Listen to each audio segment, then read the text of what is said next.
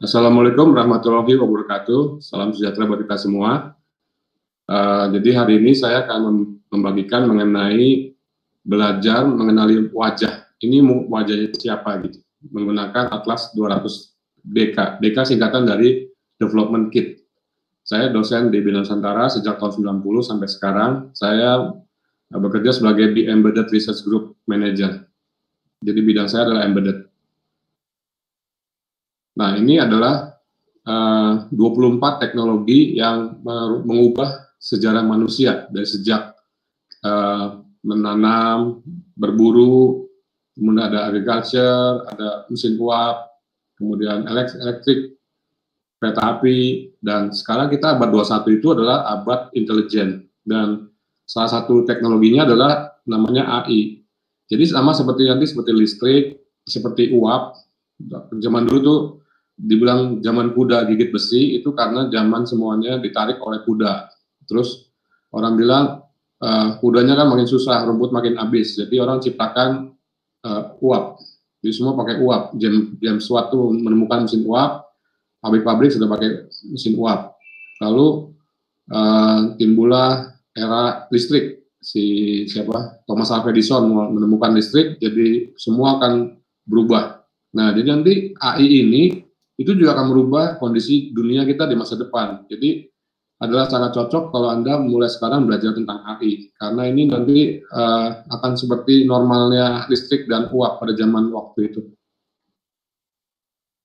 Nah, kita juga kalau bisa belajar atau bekerja itu menggunakan istilah ini. Jadi kita harus bisa memanfaatkan standing on the shoulder of the giant. Jadi kalau kita bisa mendapatkan giant-giant ini, kita bisa belajar dan bergerak tuh lebih cepat. Ya, jadi dia bisa melihat lebih jauh, melangkah juga lebih cepat begitu. Nah, saya menemukan Huawei ini adalah salah satu yang kita bisa manfaatkan supaya kita bisa ikut belajar dengan cepat gitu.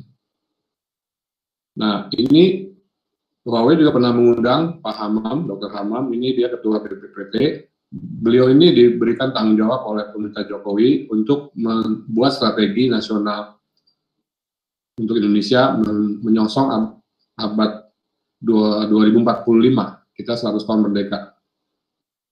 Nah, beliau itu mengatakan bahwa kita harus mempunyai kapasitas, kita mesti mempunyai AI talent development, dan kita harus mempersiapkan yang lain-lain.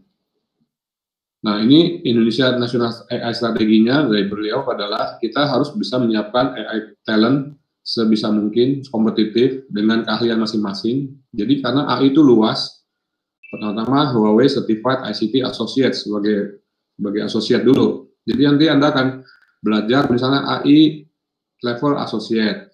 Nanti kalau Anda sudah kuat, belajar lagi topik yang lain, nanti Anda bilang saya mau level profesional, HCIP, AI.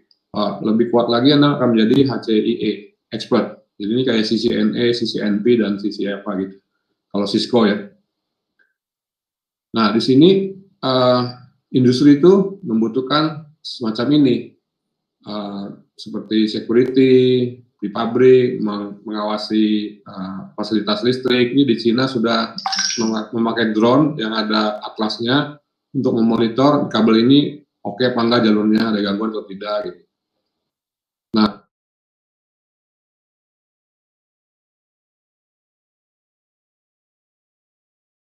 dan lain. Nah, Huawei ini akan membuat yang namanya Mindspore. Jadi nanti kalau yang Anda sudah biasa main TensorFlow, bisa dikonvert dengan Mindspore supaya bisa dikonversikan, supaya bisa dipakai ke ini prosesor-prosesornya dia. Karena Huawei itu punya teknologi yang sampai ke prosesornya. Nah, kalau kita bicara machine learning, ada yang bilang ada ResNet, ada Caffe, ada PyTorch, itu apa sih sebenarnya? Nah, jadi kita mesti lihat, ini namanya level aplikasinya. Kita mau belajar apa nih? Ini kayak kalau penjurusan nih ilmu computer vision, oh ini urusan bicara, ini urusan natural language, mengenali teks, text mining, ini nanti mengenali mobil cerdas, bisa setir sendiri. Nah, biasanya kita ada benchmark. Oh, pengenalan computer vision itu biasanya menggunakan ImageNet atau Coco atau Pascal Fox. Nah, kalau Kitty ini untuk mengenali ini jalanan, ini pohon, ini gedung, gitu. Nah, ini saya kurang jelas nih WNT, saya cari lagi. Jadi, dataset ini juga penting untuk bisa membenchmark model yang kita buat atau model yang kita pakai. Nah, jadi sini yang terkenal namanya ResNet, GoogleNet, MobileNet, Single Shot Detector, dan lain-lain. Ya. Nah, nanti mereka itu akan menggunakan framework. Nah, frameworknya tadi TensorFlow, PyTorch, Caffe, CNTK, MXNet. Nah, nanti ada Theano, ini udah mau punah. Lalu ada namanya tadi MindSport, levelnya di sini. Nah, nanti ada namanya ONNX, NNEF, itu apa? Itu namanya graph formatnya, bagaimana cara membuat grafiknya. Jadi dari mesin learning itu hidden layer-nya berapa, hubungannya kemana, nanti digambarkan oleh ONNX ini. Ada Neon juga untuk bisa melihat konfigurasi neural network yang kita buat. Nah, lalu di bawahnya ini nanti ada compilernya, ada TPM, ada library-nya, pakai CUDA, pakai CuBLAS, OpenBLAS, dan lain-lain. Nah, OS-nya nanti mau pakai Linux, Windows, Mac, Android, atau real-time OS. Nah, di bawahnya baru mau pakai CPU, GPU, TPU-nya Google, atau NPU. Ini si Huawei udah NPU, Neural Processing Unit, atau DSP, FPGA, atau lain-lain. Nah, jadi nanti kalau kita belajar pakai Atlas 200, nanti kita belajar pakai NPU Ascend 310, OS-nya Linux 1604. Nanti dia pakai TVM sendiri, ada apa, library-nya sendiri. Lalu graph compilernya dia pakai TVM. Kemudian ini saya kurang tahu graph formatnya. Kemudian frameworknya dia pakai MindSport atau TensorFlow yang kita konversi. Nanti modelnya kita nggak pilih mau pakai model apa, ResNet atau GoogleNet atau campuran-campuran lain. Nanti sini kita bisa pilih. Atau kita bisa kembangkan sendiri kalau mau. Nanti kita benchmark dulu dengan dataset yang ada. Nah, untuk aplikasi apa yang kita mau pakai gitu. Nah, di sini Huawei itu dia punya kurikulum tuh sangat besar, sangat luas. Jadi pertama belajar dulu AI itu bagaimana cara membuatnya, mengenali Ascend prosesor, Atlas itu apa, dan ini neural network-nya, dan lain-lain. Nah, ini adalah dua buah superkomputer yang mengklaim pada bulan yang sama, November 2019. Ini buatan dari Amerika, namanya The Summit. Nah, The Summit ini dia baru mencapai 200 petaflop, jadi 200 triliun perhitungan per detik. Ya. Nah, tapi pada bulan yang sama juga mereka, si Huawei mengeluarkan ini, Atlas 900. Ini November juga, dan kemampuannya sudah 1024 petaflop. Ini setara dengan 1,5 juta PC kalau digabungkan gitu. Nah, ini karena waktu itu awal saya membuat untuk masalah COVID, jadi ini aplikasinya adalah salah satunya kamera, kita kasih program untuk bisa ngenalin ini orang pakai masker atau enggak. Kalau pakai masker bener nggak masangnya gitu. Nah, ini kan nggak bener nih, ini jadi bilang unprotect, dikasih warning. Nah, sekarang kita bayangkan, yang kalau kita monitor segini banyak, pertanyaan, Pak bisa nggak pakai Raspberry Pak, ngenalin muka orang, deteksi orang? Bisa ngenalin, tapi ngenalinnya cuma 5 frame per second. Jadi 1 detiknya ada 5 frame.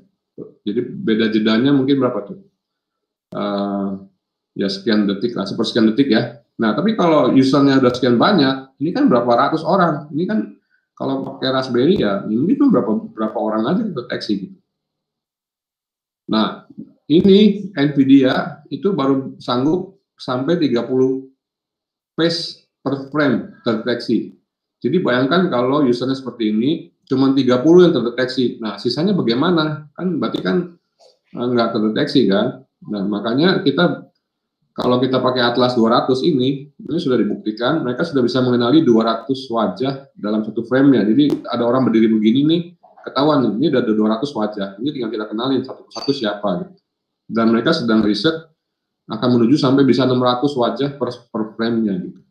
Jadi nanti aplikasinya apa Atlas ini, nanti ini prosesornya sebesar ini, dan itu akan dekat sama kameranya. Jadi kameranya ada yang sudah dijual, sudah jadi satu dengan prosesornya, itu jadi lebih cerdas. Jadi nanti bisa mengenali wajah, mengenali bentuk postur, dia ini sedang bagaimana, sedang bergulat kah atau ribut kah atau bagaimana bisa kelihatan, dan bisa mengenali mobil ini tipe apa ya, mobilnya ini tipe sedan, ini merek apa, warnanya apa, kemudian plat nomor berapa, ini bisa dilihat. Jadi nanti aplikasi Atlas ini bisa untuk kamera, dipasang di drone atau di robot. Nah, sekarang pertanyaan, Pak, harga Huawei Atlas ini berapa? Nah, ini harganya memang tidak murah, kira-kira kisaran 11 juta sampai 12 juta harga Jakarta. Pak, kenapa nggak pakai Raspberry aja? Raspberry kan murah, cuma 1 juta. Ya, betul. Tapi kalau Raspberry itu kemampuannya baru sampai 21 gigaflop. Sedangkan Huawei Atlas ini bisa 16 teraflop. Jadi ibarat nih, kalau tera ke giga itu kan 1000. Jadi ini kira-kira 16.000 ya. 16.000 giga, sedangkan Raspberry baru 21.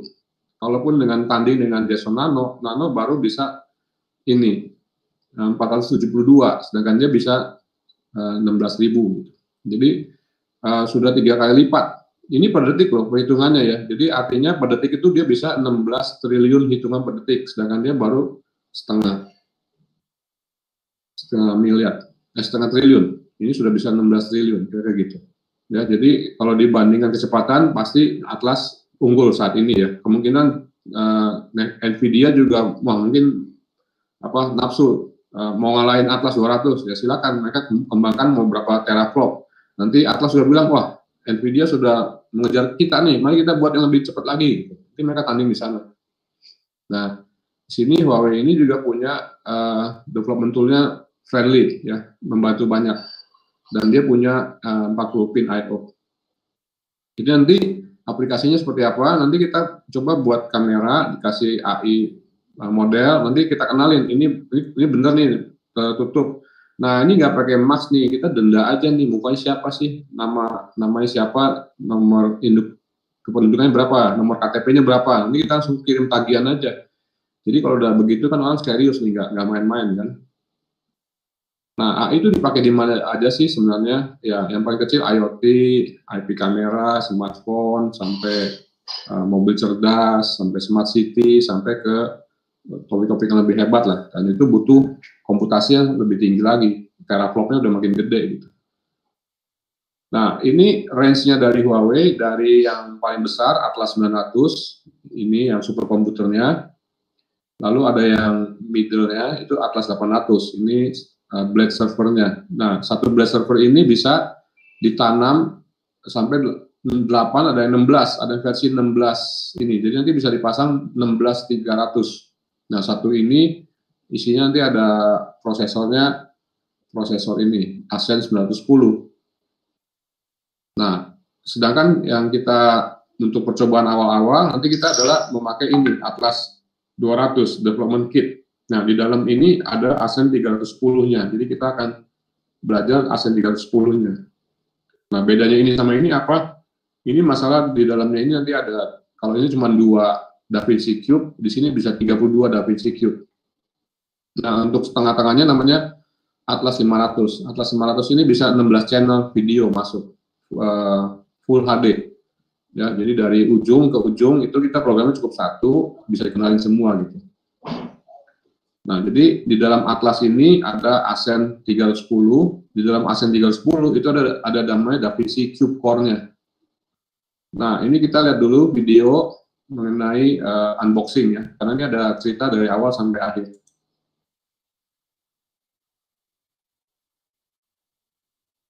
Ini termasuk suara videonya nggak ya? Masuk nggak?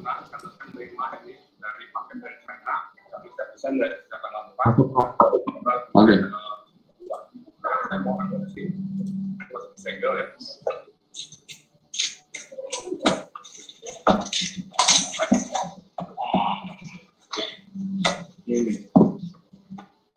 Ini Atlas 200 Development Kit. Oh, masih sudah diinspek oleh Superpindo, masih disegel.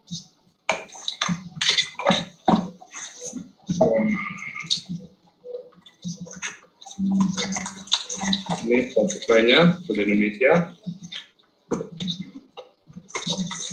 Ini bendanya. Ini Huawei Atlas 200 Development Kit tombol reset. Kemudian di samping sini ada untuk power supply. Ini untuk USB tipe C untuk programming, di micro SD untuk semacam hard disknya bisa sampai 4 TB, dan ini untuk jaringan networknya. Dari sini saya akan buka, ini pelan-pelan. Nah, ini sudah terbuka, ini dalamannya. Ini ada kipas untuk mendinginkan ASEN 310-nya. Nah, ini ada 40 pin untuk expansion I/O-nya. Kita bisa programming untuk digital I/O, I2C, dan MISO. Kemudian ini ada lampu LED di sebelah sini. Ini ada lampu LED untuk kita bisa melihat status dari proses booting dari Atlas ini. Kemudian di sebelah sini ada slot untuk kameranya. Sekarang saya akan buka kameranya juga. Ini dari file kamera 2, dan colokan ini masuk ke channel kamera 0. Seperti ini. Ini micro SD, dan kita sudah program sebelumnya untuk memasukkan development library-nya ke bagian slot. Ini berarti sudah siap, itu semacam hard disk. Saya akan menyalakan atlasnya karena saya sudah hubungkan dengan power supply di sebelah sini, dan ini kabel network ke jaringan saya. Sekarang saya akan menyalakan power. Lihat ini power LED-nya menyala, dan ini power sudah menyalakan proses booting. Ketika 4 baterai sudah menyala, berarti sistem sudah ready. Ini sudah menyalakan 4 baterai, berarti dia sudah ready. Ini saya akan panggil kolektor virtual box, karena saya akan memanggil Ubuntu 16.04 di dalam virtual box.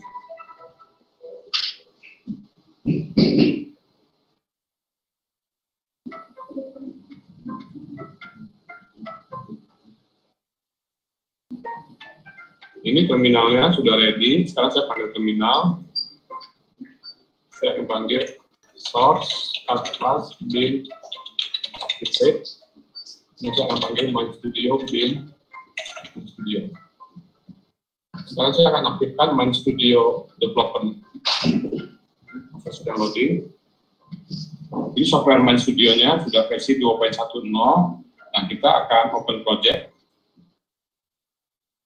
Saya taruh di bagian asset project, yaitu verification. Nah, di sini pertama kita harus rubah parameter konfigurasinya dulu. Ini nama IP-nya, Atlas itu di 192.168.02, dan channelnya channel 1. Kemudian kita lakukan, nah, di sini programmingnya adalah menggunakan C++. Jadi ini ada main CPP-nya. Nah, ini nama programnya di sini. Kita tinggal pakai saja. Berikutnya adalah kita melakukan compile build. Ini proses build-nya. Di sini ada cross compiling. Dia menggunakan A64 Linux Windows G++. Dia akan mengkotak ke targetnya. Dia akan menjadikan objek, kemudian akan di loading, di linking, dan di linking dia akan install ke target, dan dia akan building juga.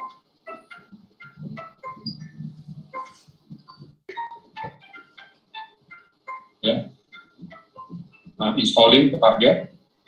Setelah proses build-nya berhasil, sekarang kita buka terminal.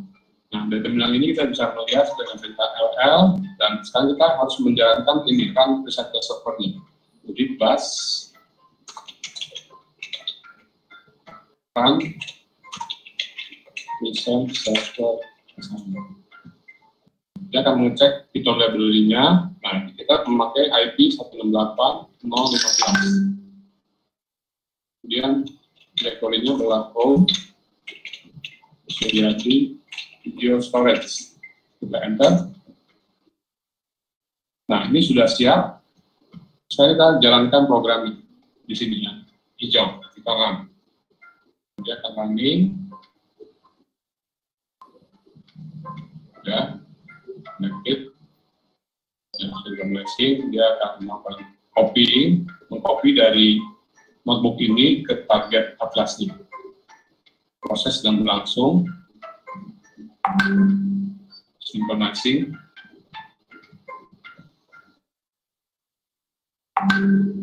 Sambil menunggu itu kita buka browser.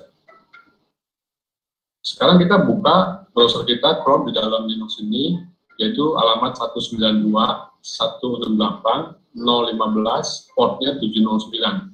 Kita ketik, akan muncul layar ini namanya presenter servernya. Di sini ada application list. Nah, kita mendaftarkan dulu wajah yang kita mau kenalin. Nah, di sini saya bisa ketikkan Suryadi Jas.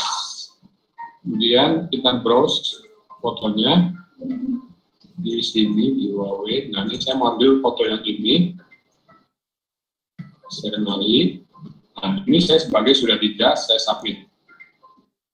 Tes registrasinya sukses, berarti sekarang saya punya 4 foto. Sudah di batik, sudah di jas, sudah di yang pakai kuning, dan sudah di kartu karyawan. Nah, setelah itu kita ke application list, kita sekarang panggil videonya. Maka muncul layar ini, dan ini sudah dia mengenali wajah saya. Dia kadang-kadang mengenali saya sebagai yang pakai batik, lalu desain, atau pakai jas. Kemudian karena mukanya sama. Jadi, tahapan ini ada tahapan deteksi posisi mukanya, ini deteksi face, kemudian dia akan ada recognition. Ini siapa yang ada di layar ini? Ini dikenali sebagai sudah di jas atau sudah di batik, karena mirip-mirip. Sebagai tadi face reading-nya, ini adalah kumpulan foto-foto yang kita bisa training ke dalam ini. Jika ada 6 orang baru, ya kita ketik sini. 6 orang baru, kita ambil fotonya, kita submit, akan di database di sini. Berarti ini bisa dikembangkan lebih lanjut untuk memberikan saran, memberikan pengetahuan sudah hadir atau segala macam. Itu tergantung kemampuan kita saja untuk programmingnya. Nah, saya sekarang sedang belajar untuk mendeteksi kalau saya pakai masker. Ini kalau saya pakai masker, dia kalau pakai training ini sudah dipakai masker atau bukan begini. Demikian untuk demo ini. Saya undang saudara-saudara untuk bergabung bersama saya untuk belajar lebih lanjut mengenai aplikasi Atlas ini di komunitas Atlas Indonesia ini. Alamatnya Anda bisa cari komunitas Atlas Indonesia, lalu klik join. Terima kasih. Ya, balik lagi ke PowerPoint. Nah, jadi di sini saya juga memonitor berita tentang dari Barreskrim. Mereka sudah mengembangkan teknologi identifikasi wajah. Jadi pakai CCTV, mereka di belakangnya ada suatu program mesin learning-nya untuk mengenali siapa. Jadi nanti ini misalnya orang ada kerusuhan nih, langsung dia ambil video dari CCTV-nya, langsung dibilang, oh ini siapa nih, segera tangkap orangnya ini. Nah nanti ini masih butuh bantuan riset karena pengenalan wajah itu masih persentasenya masih 90%-an misalnya. Berarti kan ada 10% error gitu. Nah berarti kita perlu training ulang, kita perlu mengumpulkan wajah yang lebih baru lagi, siapa, mungkin juga dia ganti rambut, mungkin dia pakai kacamata hitam atau apa, tetap kita mesti bisa mengenalin, karena kalau hanya ditutup masker aja, kita masih bisa mengenalin dari mata dan hidungnya yang terlihat, atau jidatnya masih bisa terlihat, tuh kita bisa mengenalin, walaupun dengan persentase yang lebih kecil gitu. Jadi kita mari belajar bareng, supaya kita bisa membantu bahwa ini loh yang saya punya program model lebih bagus nih dari yang sudah ada. Misalnya yang sudah ada baru 90%. Kita bilang, ya saya punya bisa 92%. Berarti kita sudah membantu mengurangi error menjadi 8% error gitu. Nah ini detail dari Atlas 200, dia bilang dia bisa menyiapkan environment 30 menit. Nah 30 menit juga kalau syaratnya semuanya lancar, semuanya sudah ada, OS-nya sudah ada,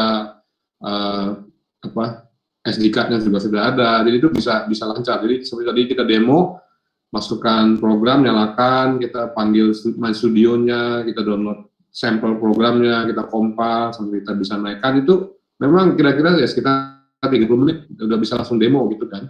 Tapi sebenarnya untuk bisa mencapai ke sana, mungkin masih ada error, masih ada trouble, ini harus diperbaiki environment variabelnya, jadi itu memang butuh apa ya, ibarat kalau newbie, orang baru tuh masih tabrak sana tabrak sini, nanti kalau udah berkali-kali, misalnya udah ratusan kali, dia akhirnya tahu celahnya di mana sih, ini supaya bisa langsung lancar kira-kira gitu ya. Nah ini tentang Ascend 310 prosesor ini, jadi di dalamnya ini dia mempunyai 8 buah ARM. Ini 8 buah ARM prosesor ini untuk masalah scheduling, masalah operasi yang normal, itu pakai 8 buah. Nah, sedangkan DaVinci Cube Core-nya di sebelah sini. Untuk Ascend 310 itu cuma 2. Nah, 2 saja sudah sedemikian canggihnya. Nah, ini tadi sudah dijelaskan tentang portnya, ada SD card, ada network, ada untuk USB. Dan ini sistem arsitekturnya, jadi dia punya 2 buah kamera input, jadi kalau kalian mau bisa diatur kameranya kiri kanan, dibikin stereoskopik, nanti Anda bisa membuat riset, berdasarkan triangulasi, nanti kita bisa tahu, ini objek di depan saya, jaraknya berapa senti dari kamera bisa ketahuan. Nah, kemudian dia di sini ada 2 buah mic juga. Nah, kemudian kita di sini ada 40 pin untuk eksternal, misalnya mau masukin temperatur, mau mengontrol relay, mau ngobrol sama yang lain, modem yang lain, silakan dibuat di sini. Nanti kita programmingnya pakai RJ45 atau melalui USB. Itu pakai notebook atau komputer, kita bikin main studio di sini, di compile, di download, di sinkronisasi segala macam itu ke target kita, Atlas 200 DK-nya. Nanti ini bisa berdiri sendiri. Seperti tadi, setelah proses build dan running itu kita udah berdiri di sini, nanti mengenai tadi fotonya bisa berapa banyak Pak? Nah tadi saya lihat foto itu satu foto kira-kira 20 kilobyte. Nah itu ada di mana? Itu nanti adanya di dalam SD card-nya dia. Jadi tergantung SD card kita. SD card ini bisa sampai 2 terabyte. Ya, 2 terabyte kita beli memang harga mahal, tapi itu jadi 2 terabyte ya sejumlah itu 20 kilo per foto membagi 2 terabyte bisa ribuan foto lah dari itu. Dan nanti dia bisa mulai kenalin ini siapa mukanya, langsung bisa tentukan. Jadi kalau perlu ada relay, nyalakan lampu atau menyalakan apa gitu, segala macam. Nah ini tadi posisi LED-nya artinya apa ada di sini. Nah jadi sini nanti ada general purpose I/O, GPIO-nya ada, ya nanti bisa mau ambil data secara serial bisa, ada MISO bisa nih, MISO, MOSI sini ada. Sama yang lain-lain lah. Ini SPI juga ada, serial interface. Nah, di sini saya sudah lihat juga ada sebuah gagang pintu yang cerdas juga, dia ada kameranya, dia bisa kenalin muka orang walaupun pakai masker, ini siapa mukanya bisa ketahuan. Nanti pintunya boleh dibuka apa enggak berdasarkan muka kita. Nanti kita training aja siapa boleh masuk pintu ini. Nah, kalau kita bicara mengenai neural network, convolutional neural network, CNN, itu sebenarnya intinya ini saya perlihatkan adalah AlexNet. Jadi AlexNet itu pertama mengenali huruf angka 0 sampai 9 untuk kode POS. Jadi ukurannya 28 x 28 pixel. Ini ada angka 2. Itu nanti dia akan membuat filter atau kernel 5 x 5 ini kecil dan sebanyak 8 buah. Nanti ininya akan dikalikan oleh kernel menjadi feature map. Nah, feature map ini nanti akan dibuat relu. Relu itu artinya yang negatif dibuat 0, yang positif boleh lewat. Nah, setelah itu nanti di max pooling. Max pooling itu fungsinya adalah untuk memperkecil resolusi. Kalau tadinya 28, itu menjadi 14. Nanti ada hitungannya. Berapa stripe-nya, berapa padding-nya, nanti bisa nanti tentukan dari berapa menjadi berapa. Nah, setelah itu nanti berlapis-lapis. Nanti setelah jadi max pooling, nanti mungkin ada dilakukan kernel lagi di sini. Dilakukan kernel lagi, dilakukan relu lagi, di max pooling lagi, berkali-kali.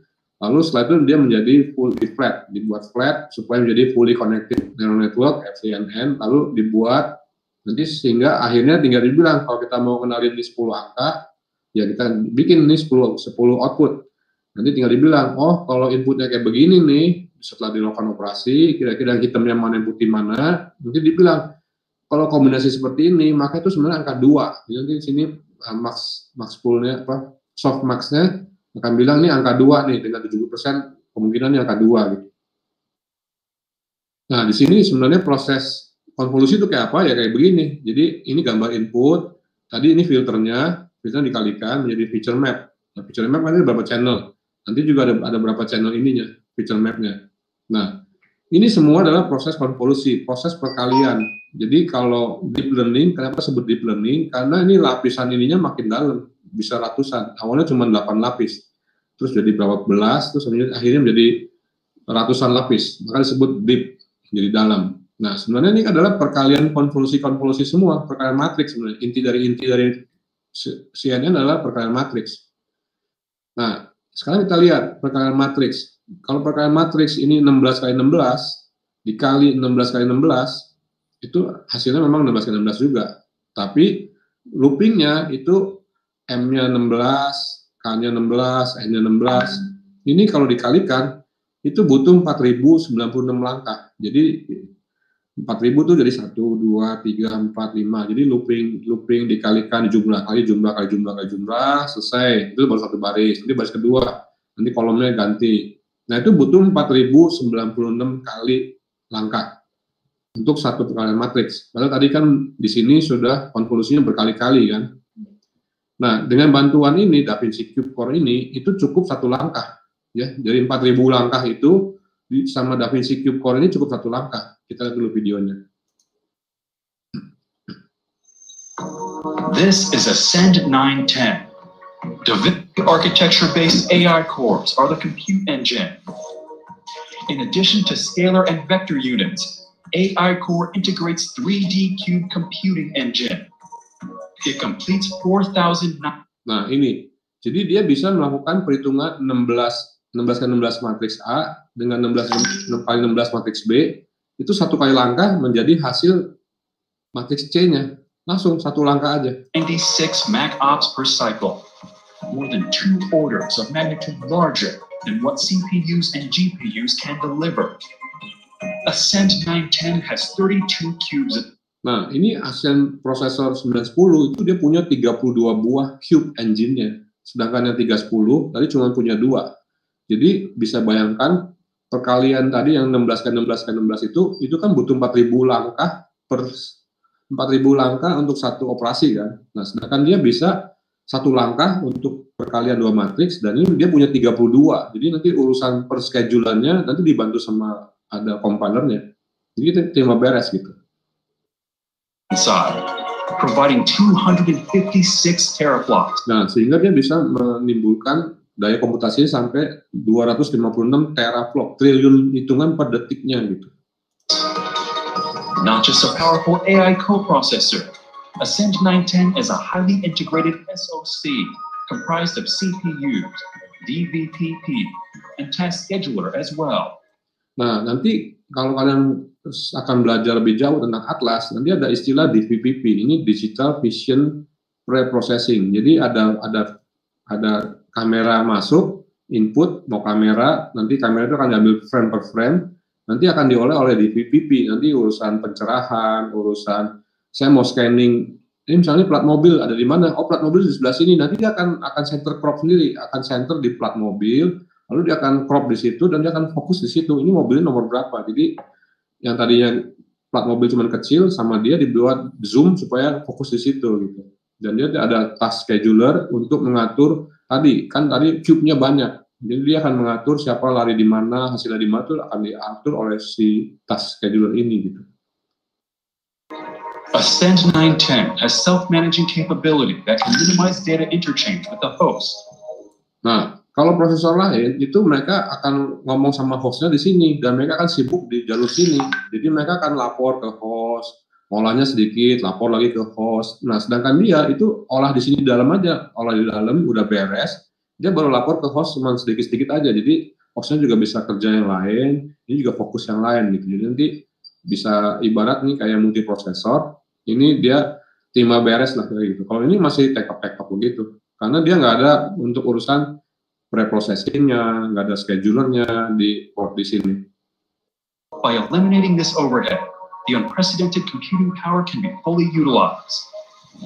Highly efficient communication mechanism is another key for a training system. Ascend 910 integrates HCCS, PCIe, and RoCE. The self-developed HCCS can deliver 240 gigabits per second for each port. Latest PCIe guarantees twice the throughput compared with previous generations. Lastly, on-chip 100G RoCE enables direct data exchange between multiple nodes.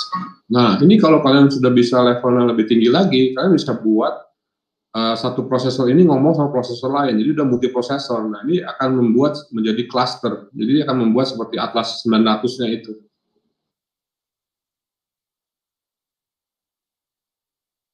Nah, jadi dalamnya tuh ada untuk urusan skalar ya, ini urusan skalar, ada urusan matriks, dan sama ada urusan cube, ini cube-nya.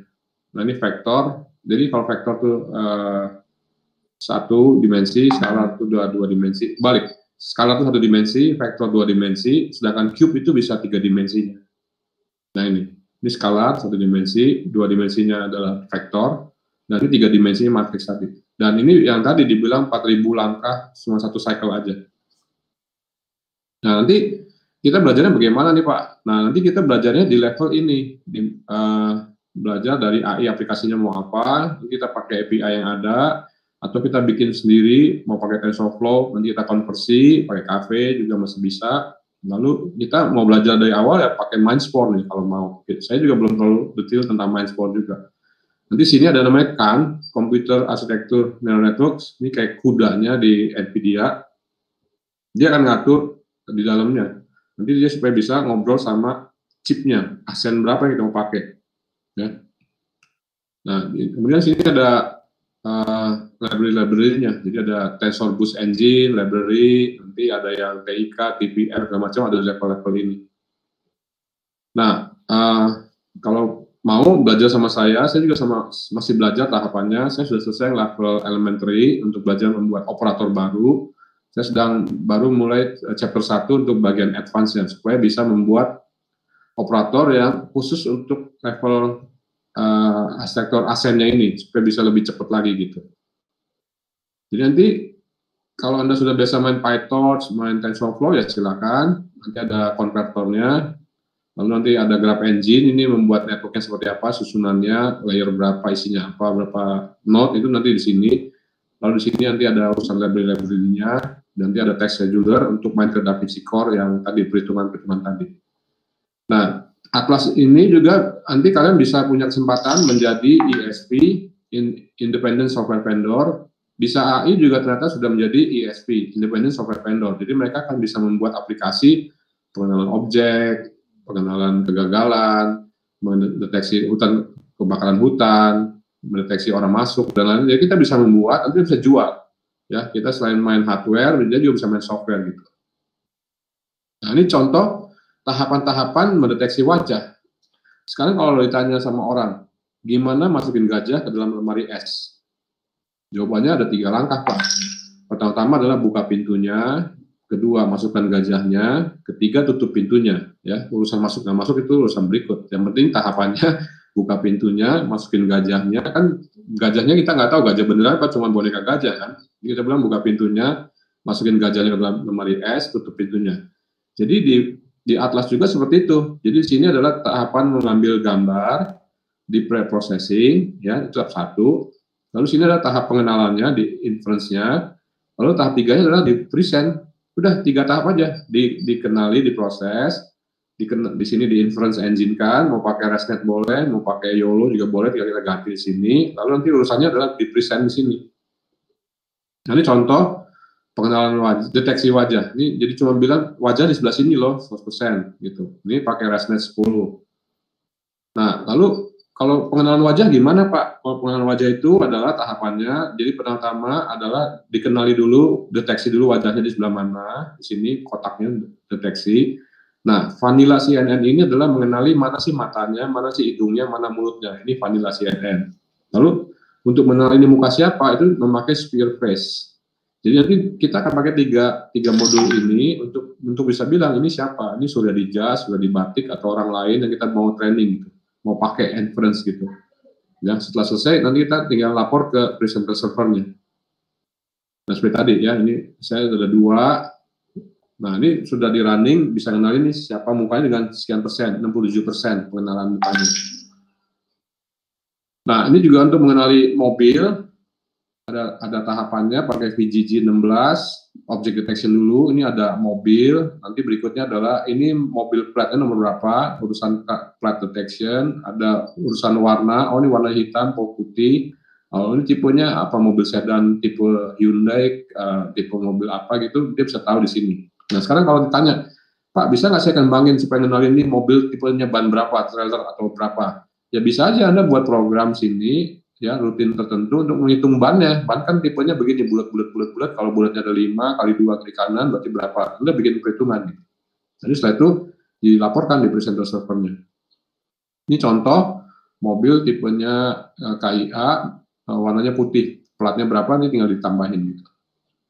Nah, berikutnya adalah human detection. Jadi dia bisa kenalin ini wajahnya, ini orang, lalu posenya bagaimana, lagi duduk atau berdiri, jalan, lalu umurnya kisaran berapa, laki perempuan. Jadi tinggal ditambahkan aja, mau tambahin apa, tinggal tambahin modulnya, tinggal gitu. Ini contoh orang ini umurnya sampai 45 tahun, pakai baju casual, laki-laki gitu. Nah, jadi nanti seperti tadi saya sudah perlihatkan main studionya ini, kita bikin programming, masukkan ke development kit-nya. Nah, ini versi lama mereka, di versi lama mereka malah sudah ada yang versi ini, tinggal drag drop aja. Saya mau modelnya pakai ResNet, nanti mau engine-nya ke sini, output-nya apa, tinggal tarik garis, tarik begitu. Nah, kalau saya ditanya, mau belajarnya dari mana, Pak? Nah, Anda mulai dari sini. Anda cari ke Ascent Institute. Di sini course. Bayar nggak, Pak? Ini gratis. Ya, jadi permulaan AI itu kayak apa, Atlas itu bagaimana arsitekturnya, bagaimana cara mulainya. Di sini Anda tinggal klik, ikut daftar. Lalu ini dalaman ya. Nih, apa sih Atlas? Nanti ada namanya ini Tentau, nama orangnya. Nanti dia akan kasih video, akan kasih tahapan-tahapan, Anda mesti ikutin. Nah, mungkin Anda perlu ulang lagi. Ada hal yang belum jelas, Anda bisa ulang. Nah, kemudian nanti kalau butuh source code-nya dari mana, Anda bisa ke Git. Ini kayak GitHub. Ya, nanti Anda bisa ke ini, alamat ini untuk urusan computer vision. Computer vision itu dibagi, mau klasifikasi, object detection, atau segmentasi. Lalu kalau mau klasifikasi, oh saya mau belajar AlexNet, mau pakai GoogleNet, Inception versi berapa, Anda tinggal klik, download, Anda coba-coba gitu. Ya. Kemudian forum diskusi, di sini ada forum diskusinya, Anda bisa join ke Ascent Developer Zone. Nanti Anda bisa join, Anda bisa tanya jawab di sini. Nah, kalau Anda bilang, wah saya AI udah selesai, saya mau belajar yang lain, silakan. Anda bisa namanya ke e-learning X, ini gratis semua ya. Anda mau kuliah, ambil kurs gratis. Nah, nanti kalau kampus kalian sudah ICT Academy, Anda hubungi mereka bahwa ikut jadwalnya kapan nih Pak, sertifikasi topik ini, misalnya topik HCIA, AIEI ini, kapan nih jadwalnya, saya mau daftar dong. Nanti mereka bilang, oke, daftar ke sini, nanti sertifikasinya dibantu oleh mereka, kira-kira $200 per sertifikat. Nah, kalau kita nggak gabung sama ICT Academy, Anda mesti bayar sendiri $200. Pak, sertifikatnya buat apa? Nah, itu nanti kalau kalian kerja, karena Huawei ini sudah dipakai 60% di infrastruktur networking dan telekomunikasi Indonesia. Jadi yang nyari pekerja-pekerja yang mempunyai keahlian Huawei itu bakal banyak. Dan nggak cuma Indonesia, di seluruh Asia Pasifik juga Huawei ini sudah gencar-gencarnya sedang masuk ke semua bidang mereka gitu ya. Di RS Pertamina itu juga sudah mulai install dari mesin MRI, langsung diketahuan ini orang sakit apa gitu, udah dibantu sama teknologi mereka gitu. Jadi kalau Anda bisa punya sertifikat itu, ya ibarat Anda punya kemampuan tambahan kalau melamar, oh ternyata kamu punya sertifikat ini ya, HCIA, AI, atau networking, atau apa gitu. Nah, kalau mau gabung belajar bareng-bareng, yuk kita belajar. Kalau yang atas ini umum, AI umum, sedangkan yang bawah ini khusus untuk Atlas, seperti Huawei, produk, Ascent, programmingnya bagaimana, segala macam ada di Atlas ini. Ini quiz. Ya, demikian yang saya bisa sampaikan. Silakan kalau ada pertanyaan.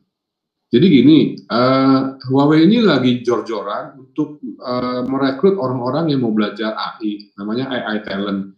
Jadi kalau kalian gabung sama komunitas tadi yang AI R&D yang umum sama komunitas Atlas, itu saya sering kasih pengumuman. Di komunitas Atlas itu ada 2 pengumuman lomba, dua lomba, hadiahnya itu 3 miliar sampai 5 miliar ya, ada 2 lomba itu. Tapi memang kita mesti saingan sama luar negeri, seluruh dunia ya. Nah, satu itu yang 5 miliar atau yang 3 miliar itu memakai Huawei Mobile Service, HMS-nya. Jadi kalau kalian bisa membuat aplikasi, bisa dilakukan uploading sampai akhir Agustus ini, itu kalian bisa kompetisi, dan kalau memang bagus nanti dibantu pitching, dicarikan investornya, dilakukan co-branding, marketing segala macam itu supaya aplikasi Anda dipakai seluruh dunia gitu. Dan hadiahnya itu 5 miliar dan ada yang 3 miliar. Nah, syaratnya ya pakailah produk Atlas ini. Atlas tadi ada yang 200, ada yang 300, ada yang 800, 500 juga ada ya. Jadi kalau kalian mau ya kalian mulai belajar Atlas yang 200 dulu. Jadi kalau bisa, wah ternyata perusahaan saya butuh yang 500, ya udah Pak beli yang 500 Pak. Harganya ya kalau dibilang investasi ya mesti investasi sih. Kalau Raspberry bisa nggak? Ya bisa, cuman tadi 21 gigaflop. Kita mainannya sudah 16 teraflop. Jadi kita mainnya udah levelnya triliun, bukan level miliar gitu. Kita levelnya hitungan miliar, itu udah lewat. Kita ngomongnya udah triliun per detik. Jadi kalau kalian mau belajar serius AI, ya pakailah alat ini supaya kalian bisa ikut perkembangan yang lebih cepat lagi. Karena ini persaingan tuh kalau dibilang AlexNet hebat, itu 2 tahun kemudian, AlexNet apaan tuh, mainan anak-anak. Oh yang hebat sekarang namanya YOLO 3, YOLO 5. Ya, siapa tahu Anda bisa bilang, oke saya pakai YOLO 5, ngenalin apa. Ya, kan mesti tahu, ngejar. Jadi cara yang paling mudah adalah namanya ATM, amati, tiru, terus modifikasi. Jadi kita lihat dulu papernya gimana nih, amati. Terus kita tiru, kita jalanin di tempat kita compile, running, jalan, oh kayak gitu. Nah, tahap 3 namanya modifikasi. Gimana kalau saya rubah ininya? Gimana saya rubah prosesnya kayak begini? Nah, itu udah modifikasi. Nah, kalau sudah bisa ATM, amati, tiru, modifikasi, itu menjadi paper Anda untuk Anda bisa publikasi lebih lanjut bahwa Anda menemukan hal-hal baru gitu. Jadi pengetahuan terus maju, aplikasi terus dikembangkan. Jadi bisa apa ya? Manfaatkan AI lah sebesar mungkin untuk kemajuan Indonesia kayak gitu. Itu closing statementnya ya. Jadi jangan sampai kita tuh merasa saya bodoh, saya nggak bisa. Ayo join bareng, tanya. Kalau ada tanya, saya kan dosen, saya udah 30 tahun jadi dosen. Saya dosen tuh kalau ada pertanyaan saya akan cari jawabannya ya. Itu naturnya dosen. Dan saya senang berbagi ilmu, jadi saya nggak tutup-tutupin ilmu. Karena kan ilmu kan dari Tuhan, kita bagi sesama, sama-sama pinter. Nanti rezeki Tuhan yang atur lah. Ya, kira-kira gitulah penutupnya.